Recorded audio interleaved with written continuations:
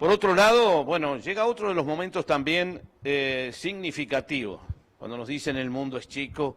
Esta mañana leí en mi espacio de radio, y esto no tiene nada que ver de nada de nuestro, ¿verdad? Sino simplemente leímos un artículo muy jugoso, muy enriquecido, en búsqueda de quién es uno de sus panelistas, ¿verdad? Como es el doctor Guillermo Sicardi. Así que es un gusto darle la bienvenida al doctor Sicardi. Digamos, cuando lo miramos y dijimos, pero sí leímos su artículo esta mañana, muy enriquecedor, por cierto. Pero, bueno, el doctor Sicardi se va a referir al rol del emprendedor como creador de valor genuino. Así que, doctor, es un placer. Además, déjeme decirle, presentarlo, que es abogado, MBA, consultor de empresas de servicio, como dije, columnista de búsqueda y además de Radio Rural. Es un placer, doctor, escucharlo. Bienvenido, buenas tardes. El Uruguay lo siente. Muchísimas gracias por la presentación y muchísimas gracias por la invitación al movimiento Un Solo Uruguay. Bueno, hoy vamos a estar hablando justamente de esto de protagonistas del Uruguay que merecemos. ¿Podemos poner la presentación? ¿Está allí? Bien. ¿Qué quiere decir merecer? Justamente la definición del diccionario de la Real Academia Española, lo que nos habla que las personas que merecen algo es porque tomaron algunas conductas y algunos comportamientos que les permite tener un merecimiento positivo o negativo. Y ese merecimiento va de la mano del mérito y de la meritocracia, que ha sido uno de los pilares fundamentales con los que se construyó este país. Y acá nos pasa este destino, que tendremos algo bueno o algo malo. Y aquí permítame referirme a esa fábula de los indios cheroquis americanos, que cuentan que un abuelo le cuenta a su hijo que en la vida, en el mundo, se dan las fuerzas del bien y del mal. Y esas fuerzas que se dan en el mundo real, externo, también las vivimos interiormente. Hay un lobo bueno y un lobo blanco, el lobo negro, el lobo de la envidia, del odio, el resentimiento, la lucha de clases, etc. Y hay un lobo blanco, que es el lobo que busca la perfección, la igualdad, que busca la paz, que busca el crecimiento y demás. Y en esa lucha, el nieto, el jovencito, le pregunta: abuelo, ¿qué lobo va a vencer? Y el abuelo le contesta: el que tú alimentes. Acá nos pasa algo similar. Tenemos países ricos y países pobres. ¿Por qué se da eso? Vamos a la presentación, por favor. Hay gente que cree que la riqueza de los países está básicamente en sus suelos, sus recursos naturales. Creen que los países son ricos porque tienen petróleo o tienen diamantes, o incluso ahora los países ricos van a ser esos que dicen tener agua. Pero vamos a ver si esto es cierto. Fíjense Venezuela, un país con las reservas de petróleo de las más importantes del mundo. Está llegando a un 80% de pobreza. Lleva más de 5 millones de personas emigradas justamente por tener ideas y creencias y regulaciones malas. Acá tenemos al Congo. El Congo es un país que es el segundo exportador y productor mundial de diamantes. Bueno, acá está la riqueza y acá vemos lo que es la riqueza en el Congo. Por último, vemos, a diferencia de estos países que no tienen ni petróleo, ni diamantes, ni siquiera un buen terreno, esto es Japón, esto es Tokio. Un país que sin nada de eso, sin embargo, que ha logrado darle a su gente prosperidad. Esto es Corea del Sur, que a diferencia de la Corea del Norte, que está paupérrima, Corea del Sur ha prosperado. Y esto es Israel, que ha invertido, que al no tener recursos, no tiene suelo, no tiene agua, tiene arena y todavía vecinos que permanentemente están en conflicto, ha desarrollado sabiduría, ha desarrollado riqueza con los invernáculos y demás. Tengan en cuenta esto, Israel es un país 8 veces más pequeño que Uruguay, sin embargo produce 6 veces más hortalizas que nosotros. Entonces, ¿cómo se crea la riqueza? Bueno, la riqueza se crea justamente con 2 grandes alimentos. ¿Cómo se puede alimentar esa creencia? Lo primero es cambiando nuestras propias creencias. Mientras nosotros creamos que la riqueza existe, que ya está ahí, que no hay que hacer nada, lo único es extender la mano y traerla, vamos a estar equivocados. Aquellos que creen y mal nos enseñaron en la escuela, nos decían que la vaca nos da la leche. No, la vaca no te da la leche. La que te da la leche es el tambero que se levanta a las 4 de la mañana a ordeñar la vaca y alimentarla. Es el transportista que la lleva a la planta, es la planta que lo procesa y es el comerciante que te lo lleva a 2 cuadras de tu casa, y gracias a eso te evitas que tú tengas que tener la vaca en el fondo de tu casa y hacer todas esas tareas. El segundo elemento de cambiar las creencias es generar las regulaciones adecuadas, el marco de trabajo adecuado. ¿Para qué? Para que se canalicen las iniciativas justamente de las personas para poder desarrollar esas creencias positivas. Vamos a ver un poco en detalle estos dos elementos, las creencias y las regulaciones. Vamos a ver algunas de las creencias de los uruguayos. Este es un estudio que comenzó haciéndolo hace años el ingeniero Juan Carlos Dollenar de Interconsult, y luego hubieron otros muy similares y prácticamente no han cambiado. Fíjense allí, le preguntan a los uruguayos, ¿por qué, de quién es la culpa? ¿No? ¿A quién te podemos acusar cuando algo nos sale mal? 75% de las personas creen que la culpa es ajena. Es decir, el estudiante que le va mal en el escrito de historia, la culpa no es de él, que no estudió, ni se dedicó, se fue de juerga, la culpa es del profesor. Al que le va mal en un negocio, la culpa es que lo embromaron. Entonces, fíjense qué sucede con esta creencia. Cuando creemos que el problema está fuera nuestro, la solución también la vamos a buscar fuera nuestro. Y allí es donde la gente renuncia a conducir su propia vida y se la entrega y se la da para que la manejen otros. Y ese otro puede ser un vecino, un familiar, el sindicato, el gobierno o el partido político, pero no va a ser cada individuo. Otra creencia de los uruguayos que tenemos, me lees así, es con respecto a la riqueza. Fíjense qué interesante. La pregunta le preguntan, ¿la riqueza existe o hay que crearla? 66% cree que la riqueza ya existe, que está allí. Por lo tanto, al tener esa creencia equivocada, ¿cuál es la conclusión? Que la riqueza hay que repartirla. ¿Cómo? Si está allí, vamos a repartirla y a repartirla en forma justa. No entienden que la riqueza se crea con esfuerzo, con tesón, con trabajo, innovación y asumir riesgos. La otra pregunta es, allí habla, ¿por qué cree que hay gente rica? Cuando vemos pasar a alguien con un auto nuevo, con una buena casa, fíjense que casi el 80% creen que la riqueza viene porque la recibieron, la heredaron, porque estafaron o se aprovecharon de otros o porque tuvieron suerte. Solamente un 20% aproximadamente cree que la riqueza es fruto del esfuerzo individual.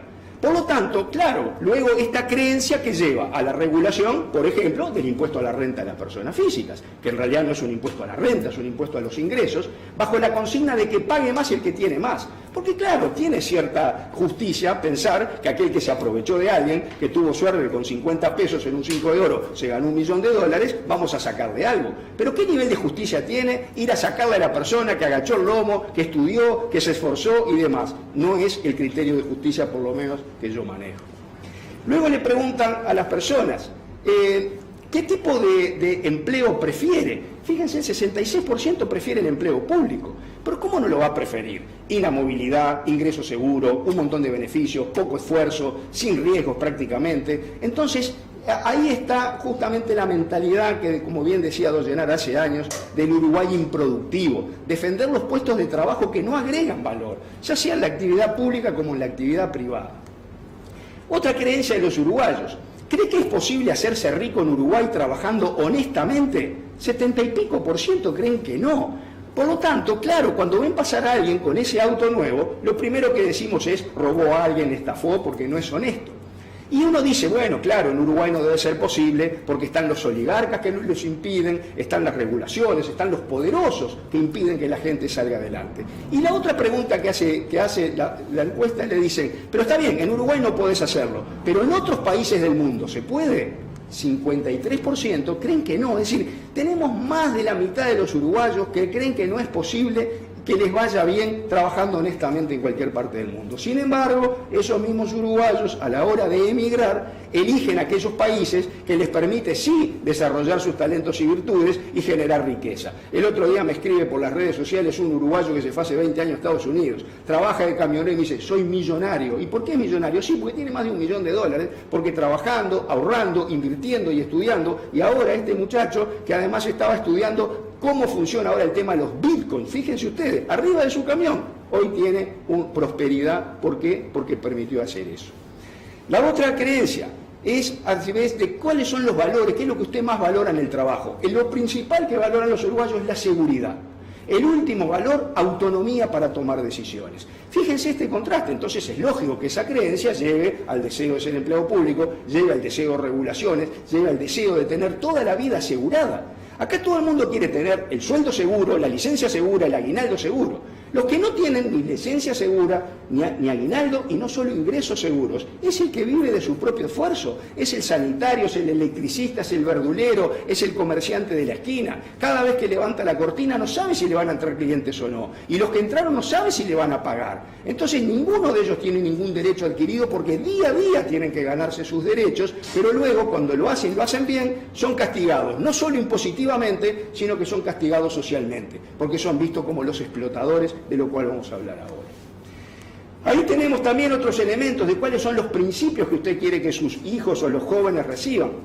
Fíjense la lista, todos esos principios y valores son deseables. Solidaridad, trabajo, que sea emprendedor, respetuoso, etc.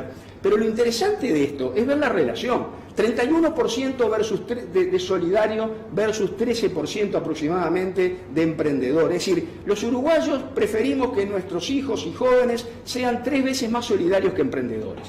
Lo cual está muy bien la solidaridad, pero no con la definición vulgar que conocemos nosotros, porque acá solidario creen que es el que le tapa los errores al otro. Solidario cree el que le da una limosna. Pero miren, leamos cuál es la definición de solidaridad que da el diccionario de la Real Academia Española. Dice, apoyo circunstancial a la causa o empresa de otros. Quiere decir que si yo quiero ser solidario con alguien, primero tengo que entender y saber cuál es su causa, cuál es su proyecto, cuál es su propósito, y luego apoyarlo desinteresadamente, pero también en forma circunstancial. Tener a personas dependiendo del Estado, teniendo a personas aprovechándose de otros, como puede ser un compañerito de clase que uno le hace los deberes. Está bien que te ayude un día a hacer los deberes, está bien un día que te ayude a cargar la mochila, pero no todos los días, porque ¿cómo puede ser? ¿Cuál es la virtud y cuál es la ética del asunto? ¿Está mal ver visto que uno se esfuerce y saque buena nota, pero está bien que el otro saque las notas porque le copió el compañero? No, eso no es ni solidario ni demás. Sigamos. Allí también la conclusión del último slide al respecto de esta encuesta de las creencias es ¿a quién debe liderar la economía del país? 60 y pico % creen que tiene que estar liderada por el Estado. Y ahí están las empresas públicas del Estado que no terminamos de cerrar. Ahí tenemos a ANCAP con su unidad de Portland, que hace 20 años que pierde 20 millones de dólares por año y nadie la quiere cerrar. Ahí tenemos a la otra ANCAP con un monopolio de combustibles, perdiendo 2.000 millones de dólares que hubo que insertarle 800 millones. Pero ¿cuántas canastas, cuántas familias, cuántos emprendedores, cuántos préstamos hay atrás de eso para mantener algo absurdo? Bueno, pero la gente quiere que sea el Estado el que lidere, no solo con empresas públicas, sino con regulaciones donde el Estado sea protagonista y no el ciudadano. Pero además este concepto del asistencialismo, del Estado paternalista, en el mal sentido de Estado paternalista. Porque, ¿qué hace un buen padre? ¿Un buen padre acaso tiene a sus hijos hasta los 30, 40 o 50 años bajo el ala? ¿O la función de un padre es justamente potenciar a los hijos para que desplieguen sus propias alas? Bueno, allí en este libro, que es muy interesante, se llama la trampa del apoyo, la trampa de los beneficios que da el Estado. Y esto lo vincula el autor, que es miembro de una comunidad indígena en Estados Unidos, porque las reservas indígenas han tenido un montón de beneficios. Los gobiernos sucesivos en Estados Unidos permiten que esas comunidades, esas reservas, reciban subsidios, prácticamente no tengan que trabajar, prácticamente tengan la renta básica universal que hoy nos están reclamando varios. Pero miren qué interesante. Se supone que si tienen todo, deberían ser los más felices del mundo, debería ser un paraíso. Sin embargo, en este mismo estudio, fíjense los datos que están allí, están los índices mayores de alcoholismo, de violencia doméstica, de depresión, de suicidios, de accidentes de tránsito. ¿Por qué? Porque acá está la concepción equivocada. Muchos creen que las personas somos como animales, como un perrito, que un perro para estar feliz, ¿qué necesita? Que le den alimento y una caricia. Pero el ser humano no alcanza con eso. El ser humano necesita realizarse, necesita tener sus propios logros, y por eso la tarea, ¿cuál es? Facilitarle que pueda desempeñar esa tarea. ¿Qué decía Ronald Reagan?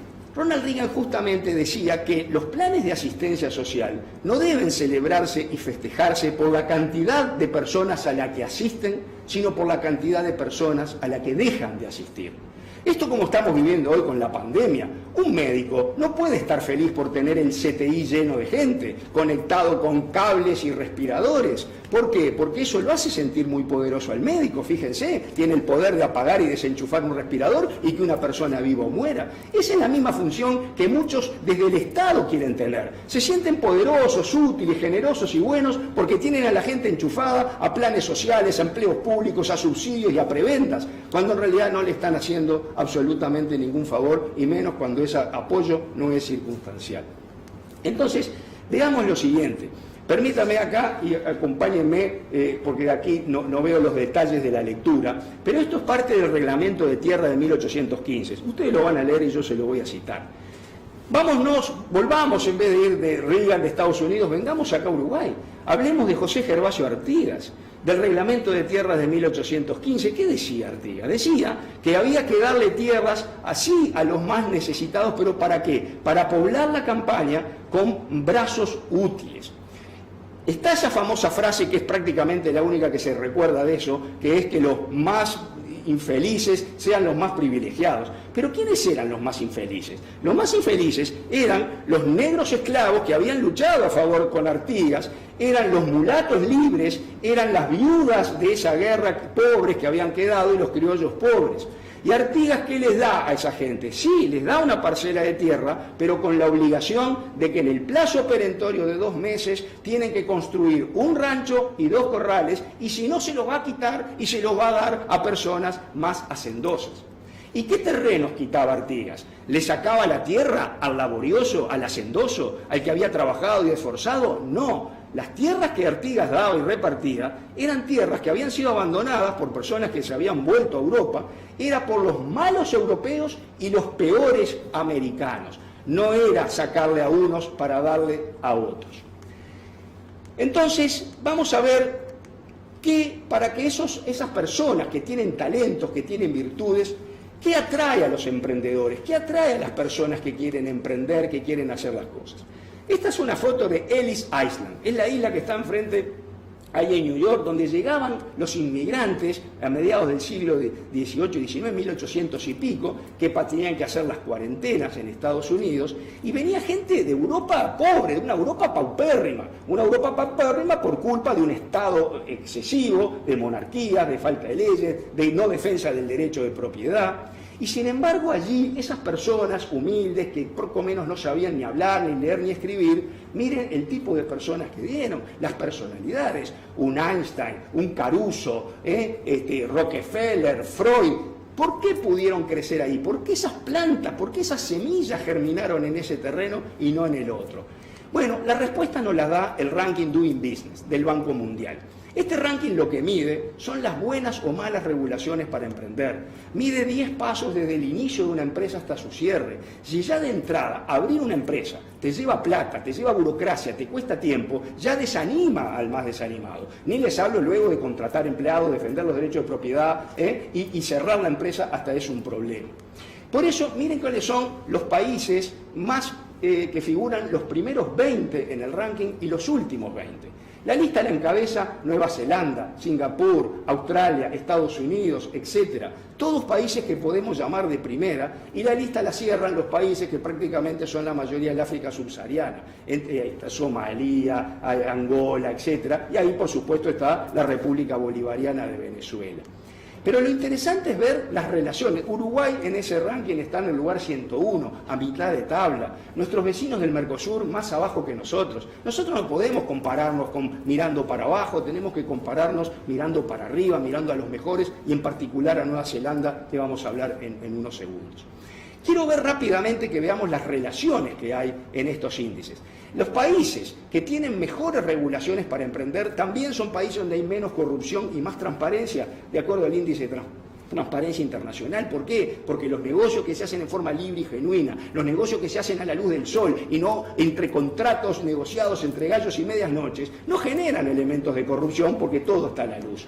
Está en el índice también, mejora el ingreso per cápita. Fíjense en la relación que se da, unos más, otros menos. Ingreso per cápita, calidad de vida. Las pruebas PISA da lo mismo. Ya podemos seguir con estos rankings. El indicador del PNUD también, de desarrollo económico. Es decir, Hay una relación causa-efecto entre buenas regulaciones y todos los otros indicadores que se dan, incluso a nivel de la educación, como son las pruebas PISA. Entonces, ¿de qué o de quién depende que podamos hacer estos cambios de esas creencias? ¿De qué o de quién depende que podamos cambiar esas regulaciones para que una empresa se abra en 2 minutos y sea fácil y sencillo todo el trámite de la vida empresarial? Bueno, no depende del imperialismo yanqui que nos lo impide, no depende que la capa de ozono, depende exclusivamente de nosotros si tenemos la voluntad y la convicción de hacerlo. Por eso, ahí, en esa acción, y para ir terminando, la importancia del rol y la ética del empresario y del emprendedor. Decía Winston Churchill, muchos ven al empresario como al lobo al que hay que abatir, es decir, que hay que matar, ahí está el comunismo. Muchos otros lo ven como la vaca a la que hay que ordeñar y pocos lo ven como el caballo que tira del carro. Paso esto y les quiero mostrar la importancia que tiene un empresario como verdadero generador de empleo, generador de oportunidades. Son los verdaderos benefactores de la sociedad. Y más en este momento donde tengamos que tener en cuenta este estudio de la Universidad de Oxford que se llama The Future of Employment. Está previsto que el 47% de los empleos que hoy conocemos van a desaparecer por los avances de la tecnología y de la robótica. Eso implica que si no cambiamos las regulaciones, si no flexibilizamos las relaciones laborales, si no permitimos hacerlo, mucha gente va a quedar desamparada. Y no solamente van a quedar desamparados los trabajos menos capacitados. Fíjense qué va a pasar, los escribanos van a quedar sin empleo con el blockchain, los contadores van a quedar prácticamente sin trabajo porque TurboTax y el software va a liquidar los impuestos automáticamente, profesores de posgrado van a quedar sin trabajo porque Coursera tiene los cursos allí y todo el mundo va a poder acceder en forma económica y barata. Para terminar, y que ya que está de moda hablar de las perillas que hay que mover, primero las perillas de las creencias. Tenemos que dar esta batalla por las ideas, la batalla cultural, la batalla por la defensa de la libertad. La segunda es que el Estado tiene que ser un Estado chico y un Estado eficiente y un Estado austero. La tercera tiene que ser, y la cuarta, tenemos que estar convencidos de que el protagonismo y el cambio tiene que venir por el lado nuestro, por el lado de nosotros. Acá hay que cambiar las regulaciones y sobre todo también tener en cuenta que van a ser los emprendedores los que van a tirar de este carro y ayudar a salir. Señores, terminando la presentación esta, hay momentos en la vida de los países y de las personas que son cruciales, que hay, como muestra allí la imagen, un bifurque de caminos, y hay que tener el sentido de la urgencia. Este bifurque de caminos lo entendió perfectamente Nueva Zelanda en la década del 80. Nueva Zelanda era un país es muy similar a Uruguay, y era un país con regulaciones, con subsidios, con empleos públicos, con ineficiencias, pero entendieron que había que cambiar y recorrieron un camino al cambio. Redujeron el Estado, achicaron la economía, se abrieron al mundo y hoy Nueva Zelanda, como vimos recién en todos estos indicadores, y lo pueden cotejar ustedes, figuran los mejores rankings de todo. La pregunta es, ¿quién va a hacer estos cambios? ¿Cómo hacerlos y en qué momento? Bueno, la respuesta me parece que nos la da, como mostramos allí, el Talmud, esas enseñanzas milenarias que dice lo siguiente: si no es ahora, ¿cuándo será? Si no soy yo, ¿quién? Espero, amigos, que la respuesta que demos a estas dos preguntas sea que cuándo es ahora, y quién tiene que hacer el cambio, digamos yo. Y ese cambio, seremos protagonistas del cambio del Uruguay que merecemos. Y vamos a merecer el Uruguay del lobo negro o el Uruguay del lobo blanco, dependiendo qué camino recorramos. Muchas gracias. Gracias, doctor Sicardi. La verdad que un placer, un privilegio, todos los que lo sentimos, en tan poco tiempo, sintetizar tanta idea, y no somos los únicos en un solo Uruguay o a través de lo que uno va transitando por el país. Así que gracias, la gratitud, doctor, sinceramente, por entregarnos y ayudarnos hoy a salir un poco más mayores, crecidos, desde lo intelectual, desde lo cultural y sobre todo para razonar el país que se viene. Gracias, doctor, ha sido un verdadero placer.